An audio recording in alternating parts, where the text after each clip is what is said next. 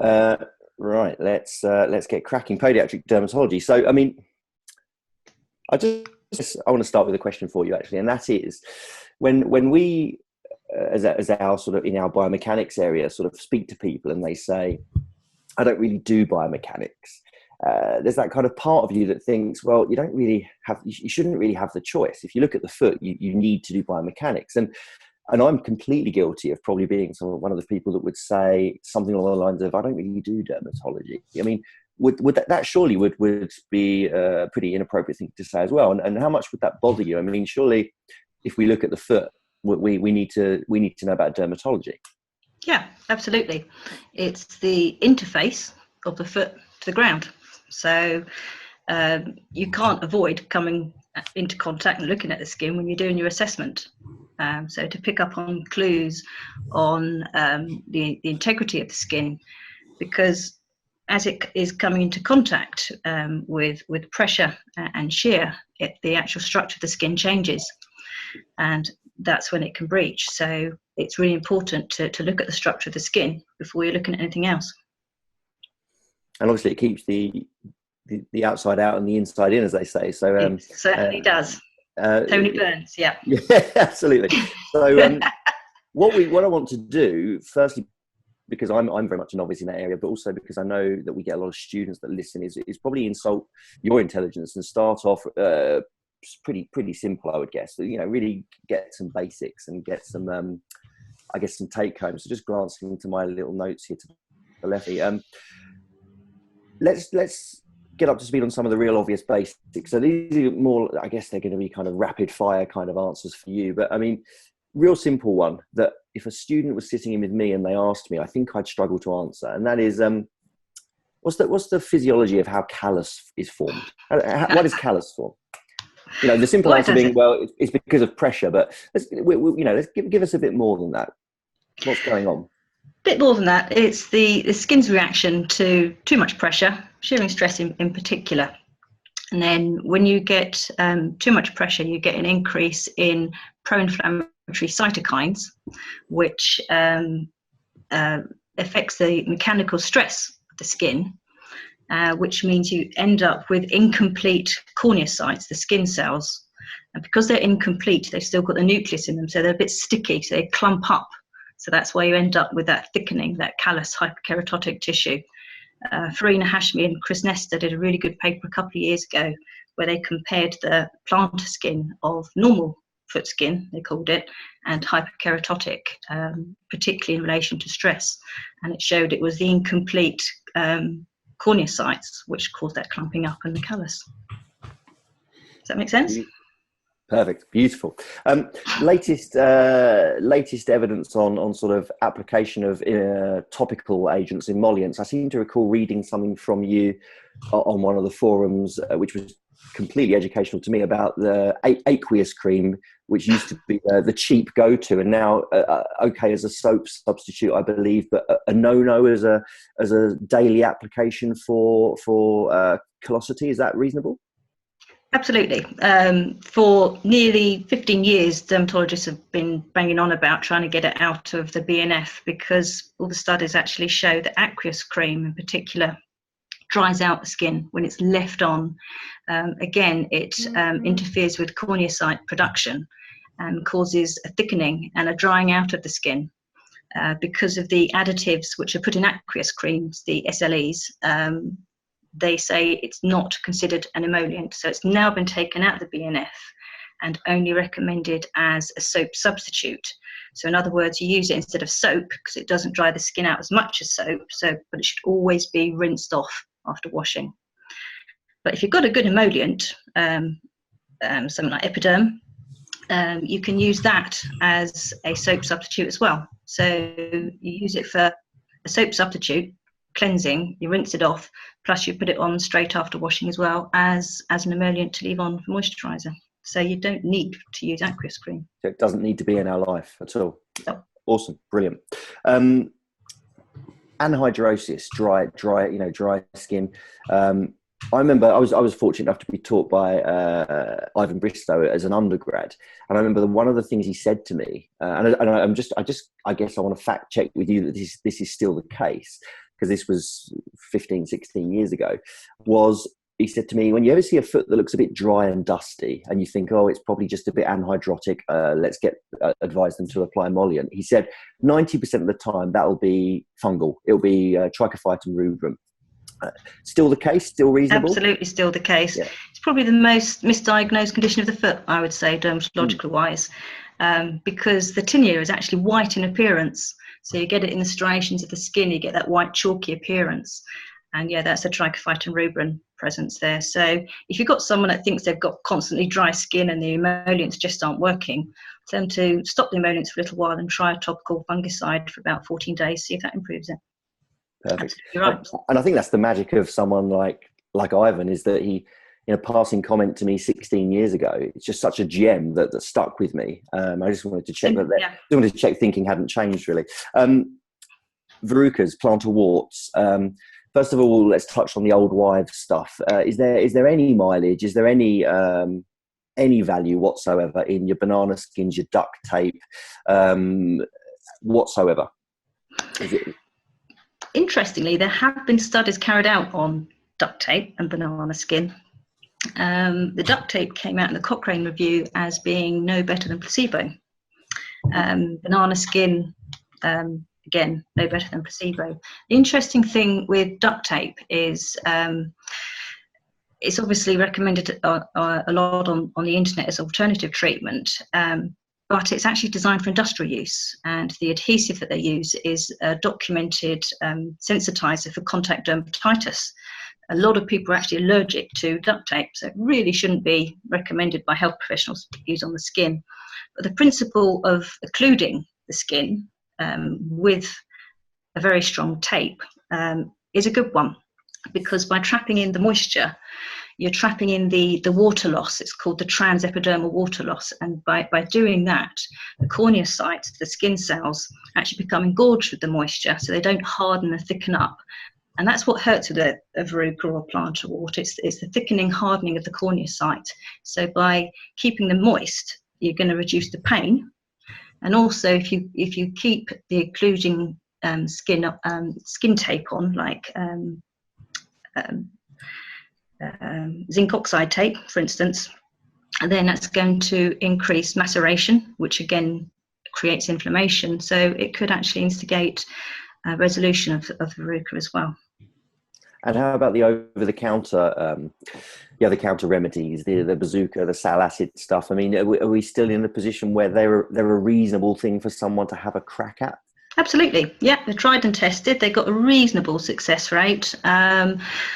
It's probably the first go-to for most patients to go to the pharmacy and get some bazooka, verruca, and yeah, some people have success with it, others don't, but it's a good thing for them to try, first of all, because it's cheap and easy for them to apply.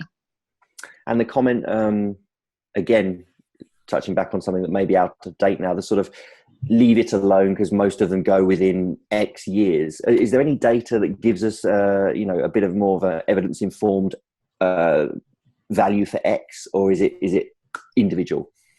It's individual, but yeah, a tincture of time is what you're referring to. It is. I didn't want to say it's not you're saying, not mine. Yeah, stole that from Rob Kidd, who stole it from his aunt, I do believe. But yeah, particularly in the younger population, there's plenty of evidence which suggests that verrucas do resolve within 24 hours, usually 24 months even, in the younger population.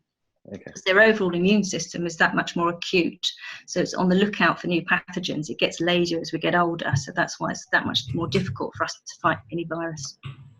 And I think it would be amiss not to mention needling.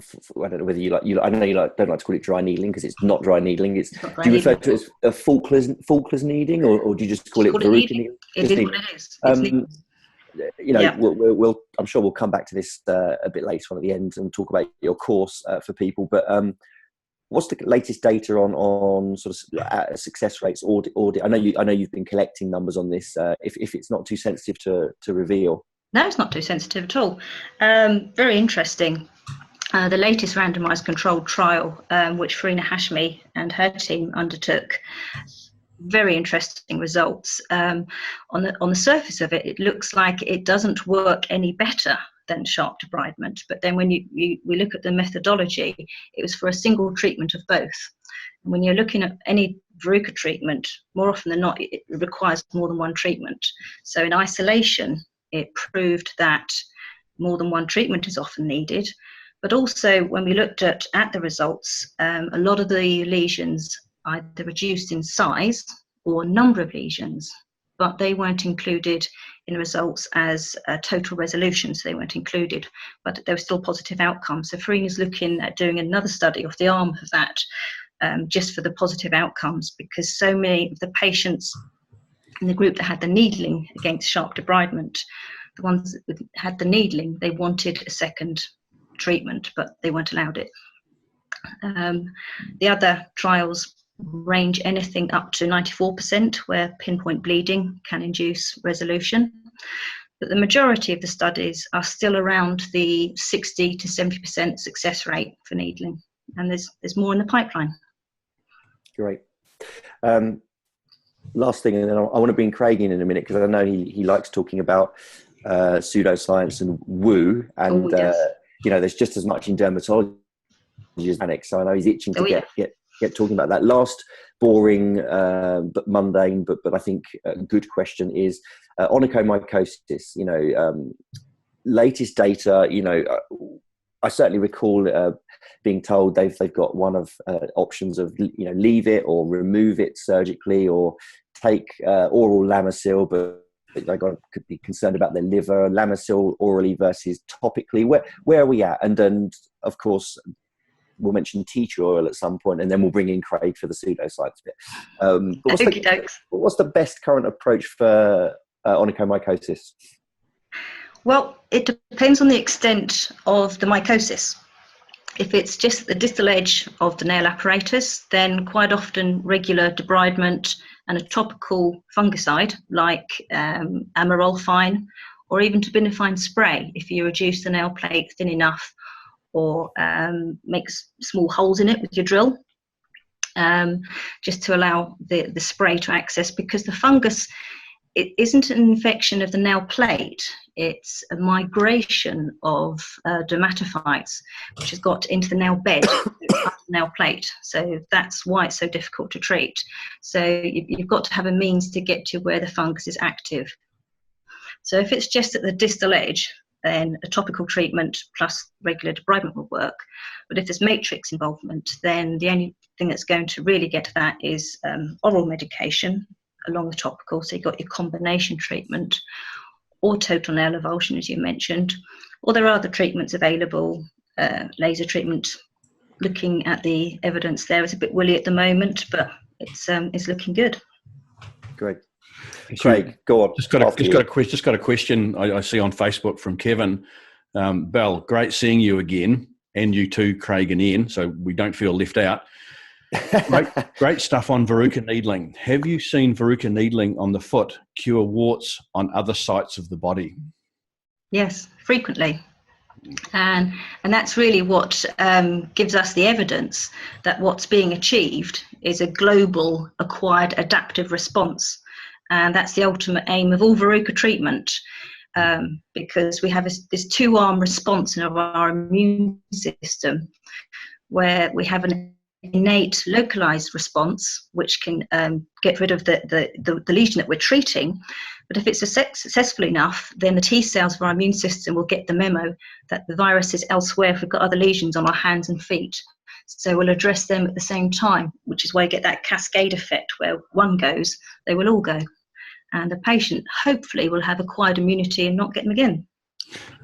Great, thanks. There's another, not a question, but a comment from Fiona Sunter.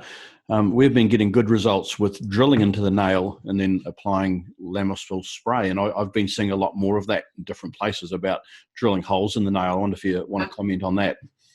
Yeah, it's by no means a new thing. It's been in the literature for over 30 years. There's quite a few papers on it, actually. It's actually fenestrating through the nail plate. So you can just get your normal drill and have a ruby needle burr holding it perpendicular to the nail plate and drill right through the nail plate. you'll feel it give. So you pull the drill straight out, because otherwise it can smart a little bit. But by doing multiple holes along the nail plate where it's visible keratin, and then getting the patient to spray terbinafine spray, Lamisil spray daily, this has some really good results. Okay, and another interesting comment. Obviously, I've been following all the pseudoscience and nonsense about the HPV vaccine and the extraordinary effect it has and the lack of side effect it has. But there's a comment here from, I'm sorry, I don't know their first name, it's KW Dunnett. Are there any studies planned, or are you aware of any studies or anything with the HPV vaccine and Verruca VP infections? There are actually. There's no rush though, unfortunately, because obviously the subtypes associated with Verruca and hand warts are of the benign type. But obviously the vaccine that we have available is subtype specific. So it's to address the subtypes which have the DNA potential to turn malignant. But the same technology is going to be used to produce a vaccine for the benign subtypes as well, but there's no rush because they are benign. You will have to pay privately to have it done. I've been talking to a virologist, and she's looking at some of the studies and will let us know. Yeah. I can't say much more. I was actually speaking to a general surgeon a couple of weeks ago, and she was telling me that she does not do any cervical cancer surgery anymore, hardly ever, compared to, you know, that vaccine is just so extraordinarily effective.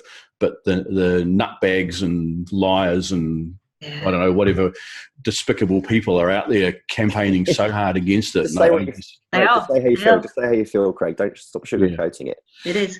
It's amazing. You think it's the first vaccine we've actually got which prevents cancer.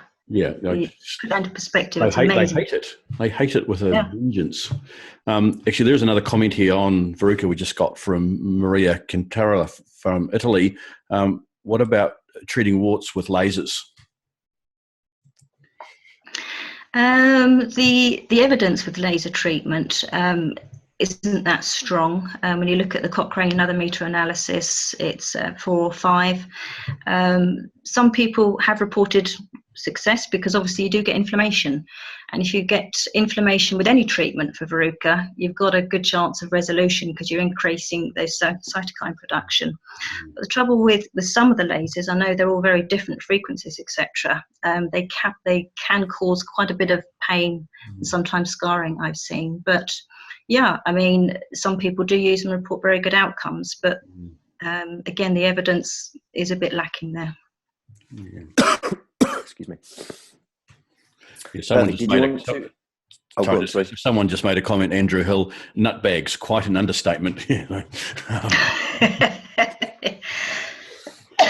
Excuse me. Let's talk about tea tree oil really quickly. I remember reading a long time ago, at least, well, several times. I know you've posted it several times. May have been on Podiatry Arena, or may have been Facebook. This sort of beautiful paragraph about tea tree oil and why we should be avoiding it. And it was a bit over my head, and I can't quite remember it. So I'd love it if you just remind me. It was something about something happens to it, denatures, or something beautiful, and it was chemistry. It was chemistry, but there's a reason why this can cause harm.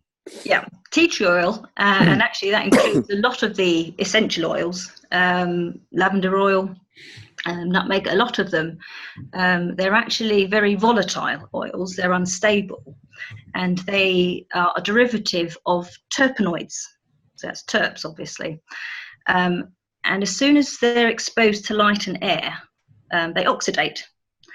And what gives tea tree oil its antimicrobial activity are the byproducts as it's oxidating.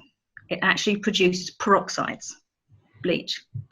And those peroxides get stronger and stronger on each exposure to light and air. So in effect, a little bottle of neat tea tree oil, which is opened every day over a period of 6 months, is going to be stronger than bleach. So you don't really want to be applying that to an open wound. So I mean, it's just a big no-no. Just needs removing. It is a big no-no. Just needs removing small clinics. Yeah, the European Union tried to get it banned at one point, but then said it needs to come with more warnings, because there's such a high incidence of documented adverse reactions to tea tree oil, contact dermatitis and burns as well. I've seen it in practice. So it is a big no-no. Okay, but that leads nicely into the pseudoscience nonsense. But it smells nice, I'll give it that much. But what astounds me is we've known this for a long time about tea tree oil. We know the clinical outcome studies.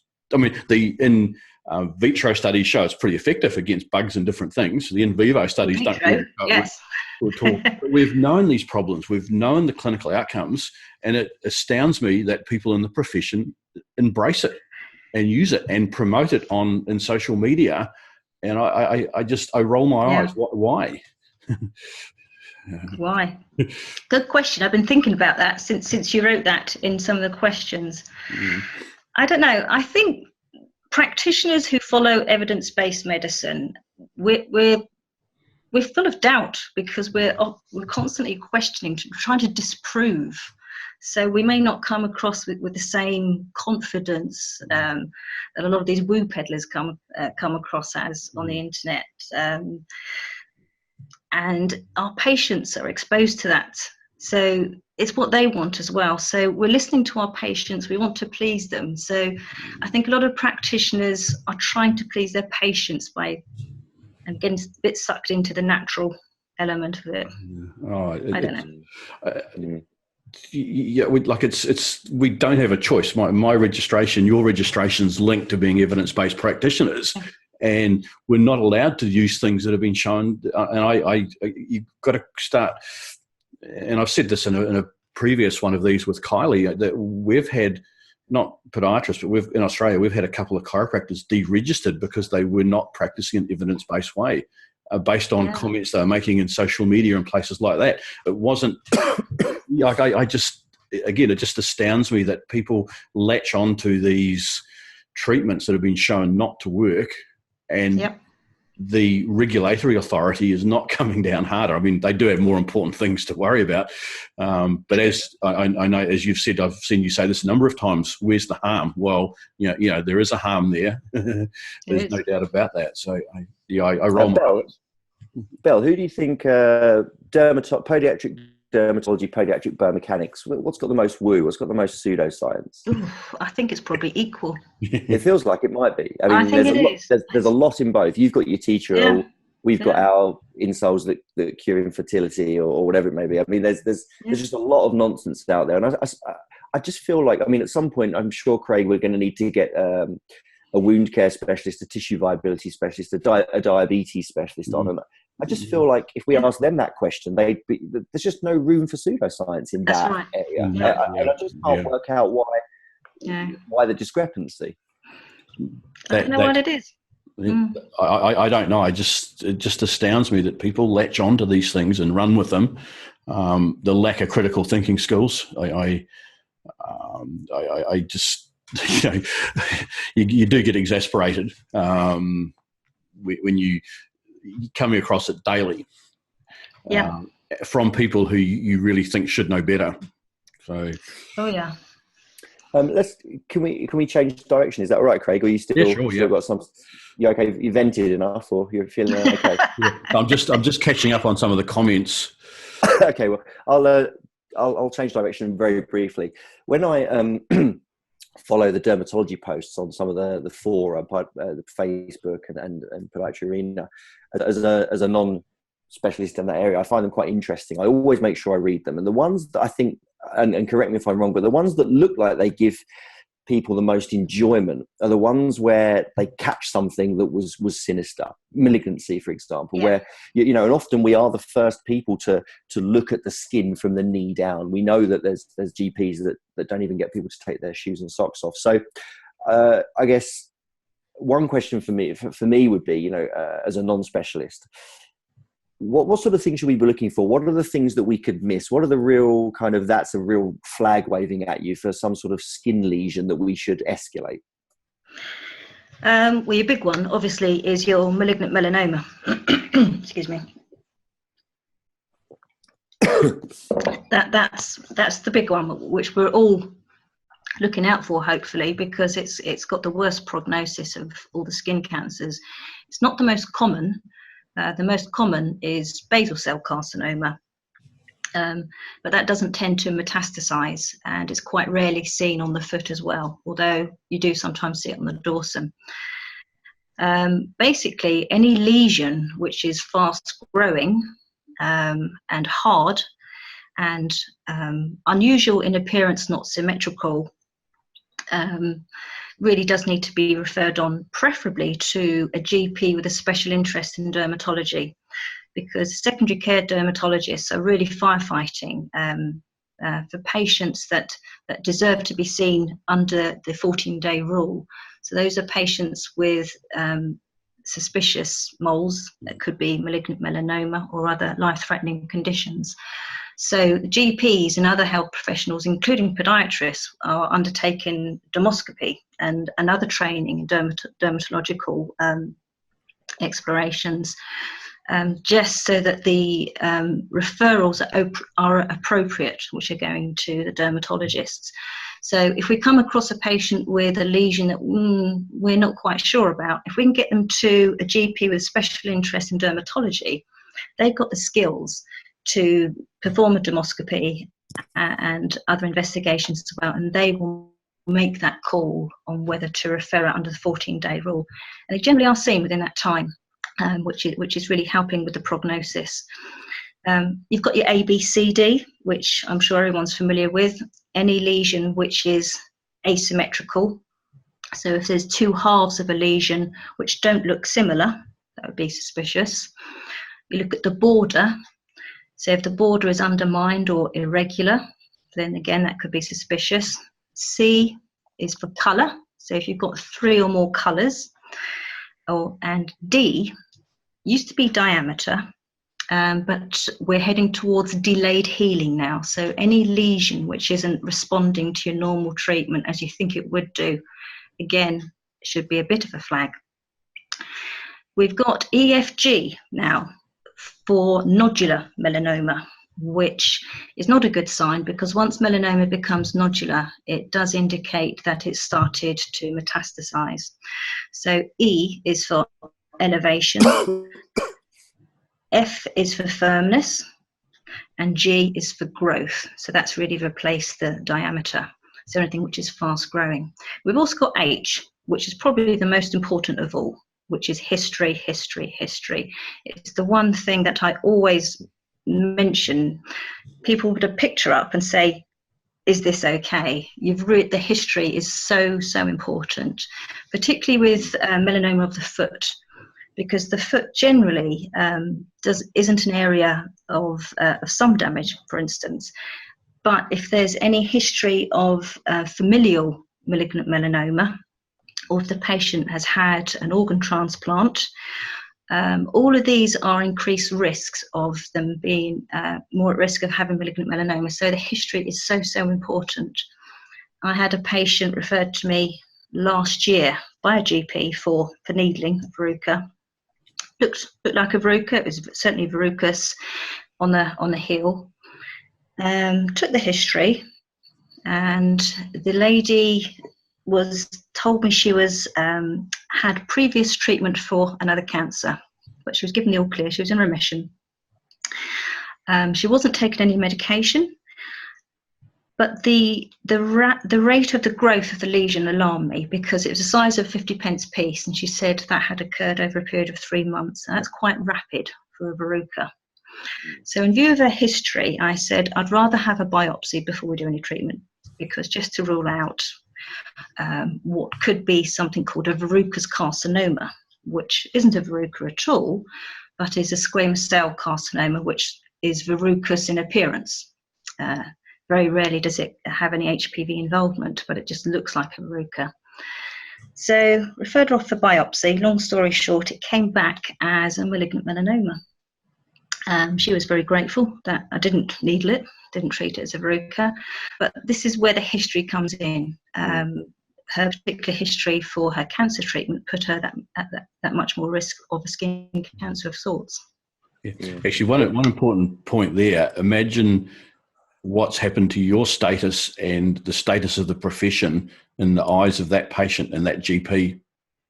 Yeah, you can't lose sight of that. I am keeping one eye on the clock, but also keeping one eye on a whole lot of questions.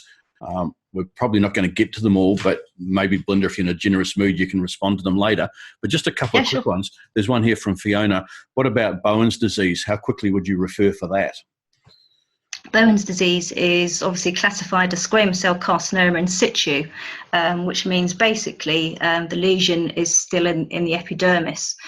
All the time, it's not changing shape or colour, then it's fine. But the moment it starts to change, particularly if it takes on a red crusty appearance or starts to ulcerate, it generally in the centre, gets that heaped up look, that would suggest it's no longer in situ as a squamous cell carcinoma. So you would refer that via the GP to dermatology under the 14-day rule. Yeah. Okay, and another comment here. Any thoughts on the injection of bleomycin for the treatment of Verruca? It's a very interesting one. There's been some good papers coming out from the States on using bleomycin.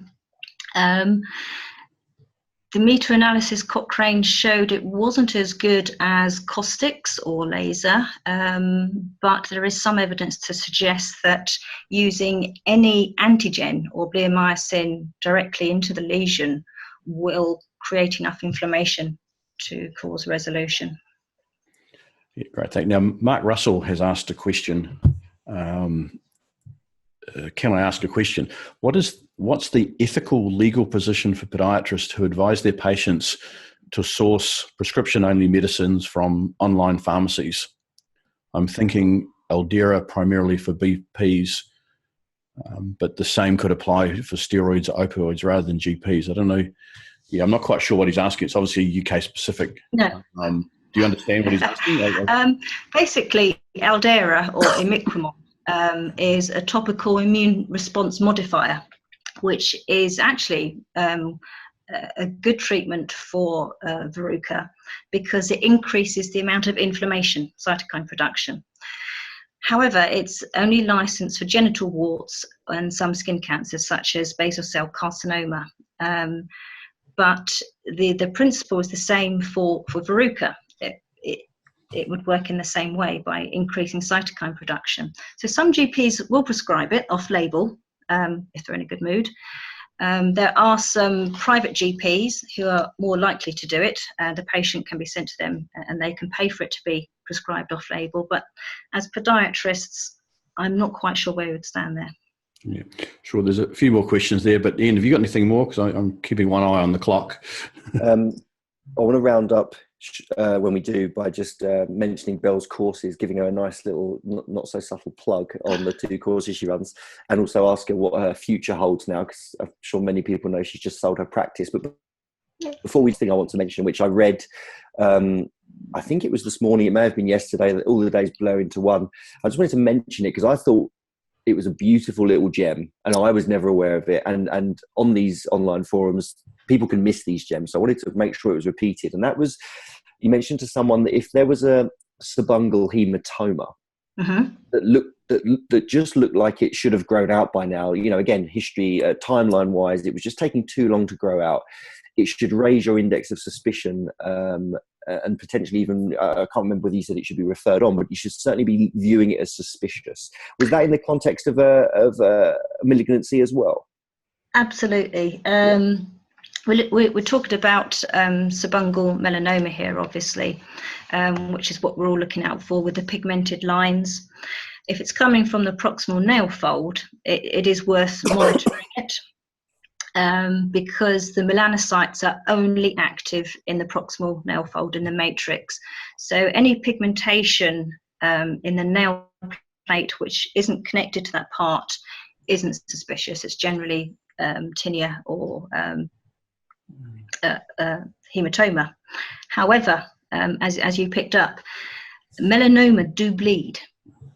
So you may have melanoma in the nail unit, which will then bleed and look like a hematoma because it will be smudged, the smudged look. And so it's very easy to dismiss that as just a hematoma. So if doesn't grow out, if there isn't a clear line behind the hematoma growing out after a period of 6 weeks, is what's recommended. So take photographs every 6 weeks to see if it's growing out. Then again, you'd refer that on for further investigation. The biggie one to look out for is the amelanotic melanoma as well, particularly when that's in a nail unit. That's very tricky to pick up because there's no pigmentation, obviously, but they bleed as well. So if you've got something which appears to be a hematoma, but there's no pigmented line either, but the hematoma just isn't clearing, it isn't moving, again, it is worth referring on to a GP for dermoscopy. Perfect. There are a few more that we haven't got to, but looking at the time here, we like to try and keep these around 40 minutes. And as suspected, it's been wildly popular, and the questions are just flying in. So yeah, we'll probably get to some of those in text format afterwards, if that's okay. So should we wrap up, Craig? Are you happy with that, or is there anything you think we really need to touch on in the comments here? There's one about neurovascular corns and possibly being VPs. That one I think we probably that's a good one. That's Adams, who's a super enthusiastic student, I think, at Birmingham, isn't he? Adam Constable. He says it's been suggested neurovascular corns can be underlying VPs. What are your thoughts? Are you aware of any research into this? Absolutely, it's something that I've always thought, actually.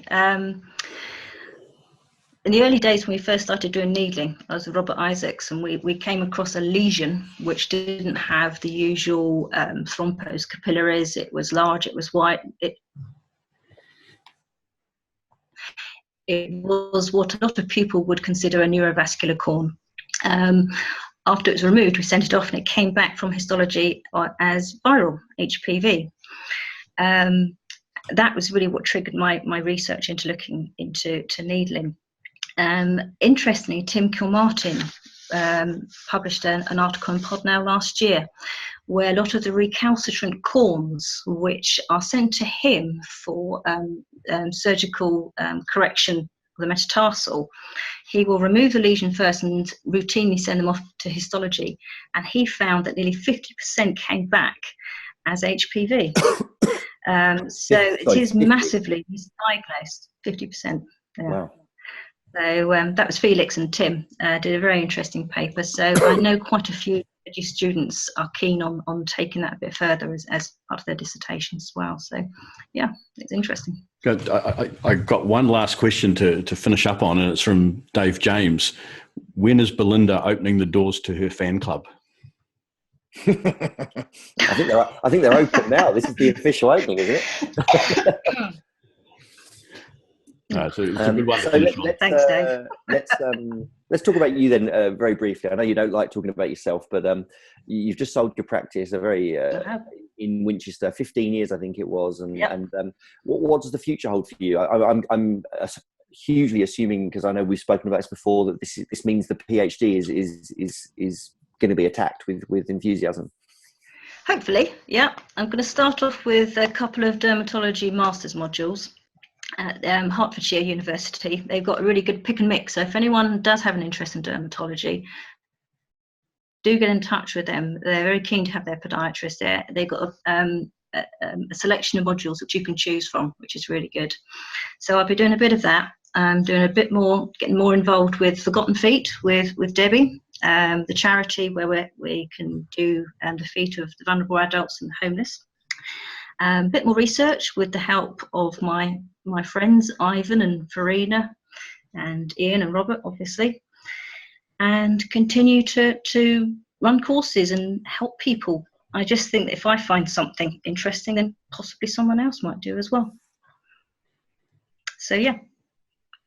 Well, certainly your two courses, your Verruca needling with Ian Riley and your limps and lumps with Rob. Yeah, they certainly both seem wildly popular. Where can people? I mean, I know you post fairly regularly on them. You've got one coming up in Southampton. We got one in Eastleigh, Southampton, on the 27th of this month. It's fully booked now, unfortunately, but we have got other courses around the UK with the limps and lumps and the Verruca needling, which is always popular and good fun with Ian. So yeah, if you want to email me, message me on Facebook, I can tell you if there's a venue near you we're coming to, or invite us. We will come. And if your master's module is it Hatfield, I assume, is it? Hertfordshire, yeah. Hatfield. So it's not too far from me. So make sure you come and have a cup of tea. Will do. Yeah. Teach me more. Right.